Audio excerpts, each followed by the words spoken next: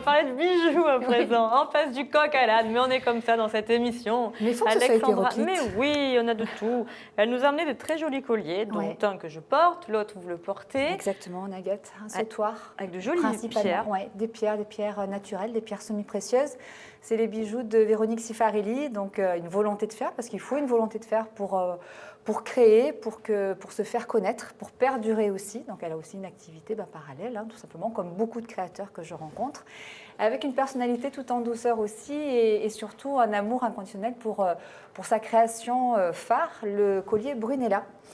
Et donc, comme toute créatrice, souvent, ça commence au plus jeune âge. Dès qu'elle était petite, déjà, elle s'amusait à customiser, à agrémenter, à changer, à mettre à son goût, en fait, que ce soit aussi bien de la mode que du mobilier. C'est une touche à tout. Là, elle s'est mise à la photo, donc c'est elle aussi qui fait ses propres photos pour ses créations. Et puis, elle a créé donc ses bijoux. Ça a été comme une évidence, en fait. Elle a commencé à créer des bijoux. Et puis, en 2014, elle a présenté ça à Saint-Tropez. Et puis, il y a eu une rencontre qui a fait que, elle a décidé de créer un collier en hommage et à l'image aussi d'une personne, d'une femme. Et donc, elle a appelé le Brunella. Mais je vous laisse écouter Véronique Cifarelli qui va vous expliquer le pourquoi du Brunella. Je suis passionnée par toutes sortes de créations. J'aime la force vivante et minérale des pierres sur la peau. Pourquoi je me suis lancée là-dedans? Parce que c'est une passion. J'aime embellir la femme. Pour moi, c'était une évidence de faire des bijoux, de créer. Ce sont les pierres qui m'ont choisie, c'est pas moi qui les ai choisies. Certaines de mes créations, dont une est la ligne phare, ont été inspirées par des femmes que j'ai rencontrées. J'ai souhaité mettre en valeur, donc plus particulièrement une de mes créations, les Brunella, la fameuse appellation Brunella, en une seule ligne, déclinée en plusieurs couleurs de pierre. C'était une femme de pouvoir, une femme très belle, très instruite, très intelligente et elle a été très sympathique avec moi et je lui ai dit la prochaine collection portera votre prénom et il s'appelle Brunella. Voilà, donc l'histoire du Brunella. Ouais, un hommage, une rencontre. Et puis c'est quand même une vraie pièce, ce collier. C'est pas, en ce moment, c'est vrai qu'on voit beaucoup de petites choses délicates, fines. Là, c'est un collier de caractère. C'est vrai que depuis quelques années, les bijoux sont très affinés. Voilà. Ouais. Et là, en fait, c'est vrai que c'est un collier qui passe pas inaperçu, clairement. C'est bien, oui. Du fait qu'il soit donc en pierre naturelle. Donc là aussi, elle s'est penchée sur la question et elle s'est spécialisée aussi dans les pierres naturelles, donc la gémologie. Et en fait, le modèle Brunella, il est simple, il est très reconnaissable, surtout avec les deux fleurs, ces fleurs stylisées en agate, qui sont facetées, c'est-à-dire qu'il y a des facettes sur la pierre. Et puis le fait qu'il soit long, donc un sautoir, des grosses billes, ce qui est plutôt rare en général, on est sur des petites choses.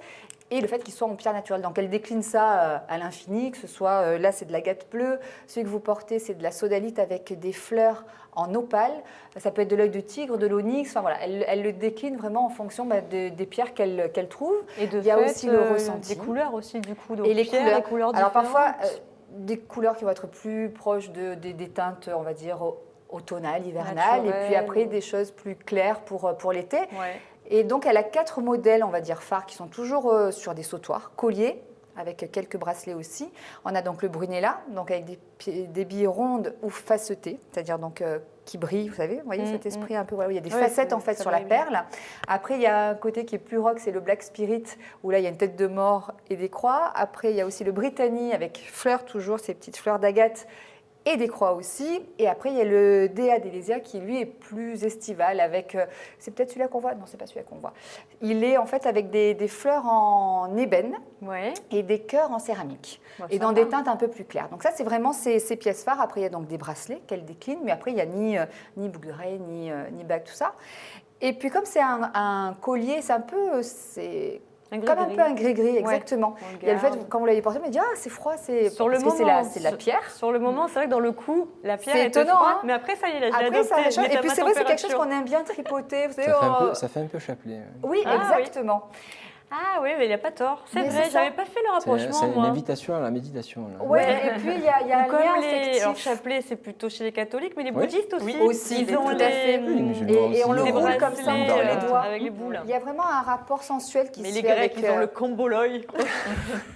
Non mais voilà, il y a vraiment un côté un peu sensuel qui se crée, un côté un peu doudou, un peu gris-gris aussi. Oui, c'est vrai, il y a ce côté-là. Et elle a eu cette idée parce que elle a quand même pas mal de clientes et d'amis qui la suivent assidûment, même si on est toujours sur cette même base.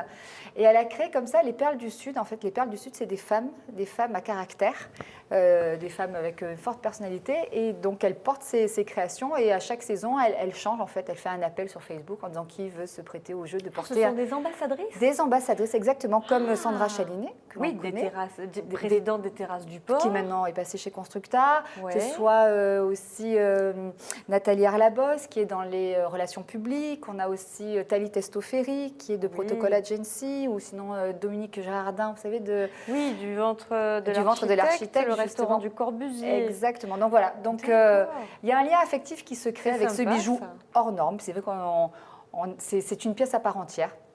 J'avais croisé justement une fois Sandra et j'avais bloqué sur le collier parce que je disais, moi, c'est une pièce atypique. Voilà. Ouais.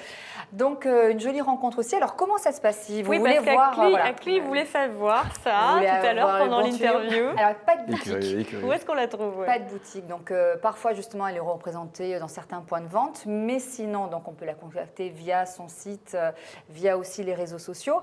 Et soit elle se déplace, soit elle vous fait sinon un rendez-vous privatisé où là, elle va vous expliquer, elle va vous présenter sa collection. Et elle va vous expliquer comment entretenir le collier, parce que même si c'est des pierres, donc c'est dur, mais malgré tout, il y a une façon aussi de l'entretenir. Pas de corps gras, pas de parfum. Peut-être la pierre qui nous correspond, parce qu'on dit qu'elles ont un pouvoir, ces pierres. Alors, elles ont un pouvoir, elles peuvent avoir un pouvoir, à ceux qui veulent bien y croire. En tout cas, elle va plutôt vous orienter parfois sur plus votre style ou aussi votre type, le fait que vous ayez une peau claire, une peau plus foncée, parce que voilà, il faut que ce soit aussi harmonieux, parce que c'est quelque chose vraiment qu'on garde. Il faut vraiment que c'est pas un petit collier qu'on va mettre comme ça, on va le porter régulièrement. Il va faire partie de votre boîte à bijoux, je pense. Et donc voilà, et elle va vous expliquer aussi voilà comment l'entretenir. Et elle appelle ça ses bébés. Ça veut tout dire. Quand elle m'a dit oui, ça c'est mes bébés. Elle a montré, elle a un meuble de métier où elle a mis justement des étoffes, où dedans il y a les colliers. Enfin, c'est vraiment. Elle y tient énormément, donc quand elle en vend un, elle le vend bien sûr, mais elle se sépare de quelque chose. Exactement. Voilà, ouais, c'est mignon. Donc les bijoux de Véronique Sfarelli. Enfin, le Brunet là notamment pour qui j'ai eu un coup de cœur. Très bien, merci Alex et bravo à elle pour ces jolies créations.